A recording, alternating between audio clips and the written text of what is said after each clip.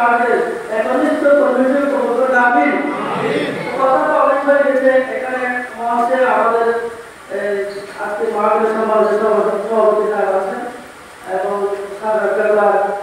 একনিষ্ঠ ভাবে আমাদের সকলের কর্তব্য আল্লাহ সহ সকল আমাদের মূলবৃন্দ সদস্যবৃন্দ স্থানীয় সামনে উপস্থিত পাগলবৃন্দ, আল্লাহ তাআলার কাছে আমি প্রার্থনা করছি আল্লাহ তাআলা যেন আমাদেরকে এই মাহফিলের জন্য আশীর্বাদ করেন। আমিন। এখানে আসলে যারা একেবারে কর্মভাবে যারা তারা কথা বলে সবচেয়ে বেশি ভালো হয়। আমরা তো আমি 1991 আগেও কিছু কাজ করেছিলাম, কিন্তু 1991 সাল থেকে কিছু সময় একটা কাজ করেছি। মাঝখানে যেটা আমার মামা বলেন নানা কারণে আমরা একটু নিজেদের দূরে রেখেছি, নিজেদের হেফাজতের প্রয়োজন ছিল, আবার মাঝখানেও প্রয়োজন ছিল।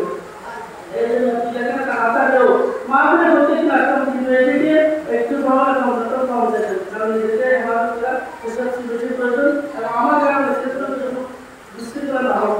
2 জন মাকে আশা করেছি, 3 বার লাফিয়ে সিঁড়ি হয়ে যাওয়ার সুযোগ পেয়েছে, অতএব কিছু বিশৃঙ্খলা করতে চাইনি।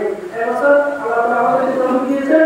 তো মামা একটা কথা বলেছেন, মামা দিকে আসুন করছে যেহেতু গতকালে কিছু যারাই কিছু রাজনৈতিক প্রভাব ছিল, এখন হয়তো রাজনৈতিক প্রভাবটা আমাদের জমা ছিল, আমাদের তো রাখতে হবে, যেহেতু মামা কথা বলেছেন।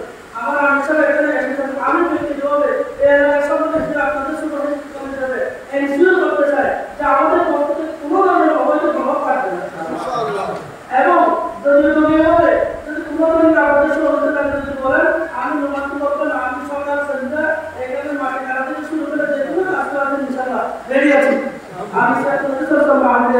আমি উত্তর সমৃদ্ধ এবং তাতে আমাদের প্রার্থনা করছি।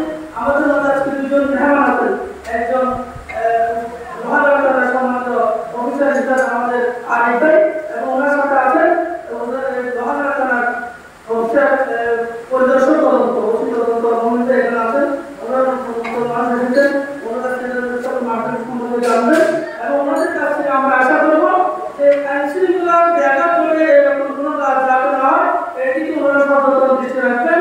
এতটুকু আমাদের ব্যক্ত করে মাহফিলের সার্বিক কামযাবি কামনা করে আমার মানুষ বিদায়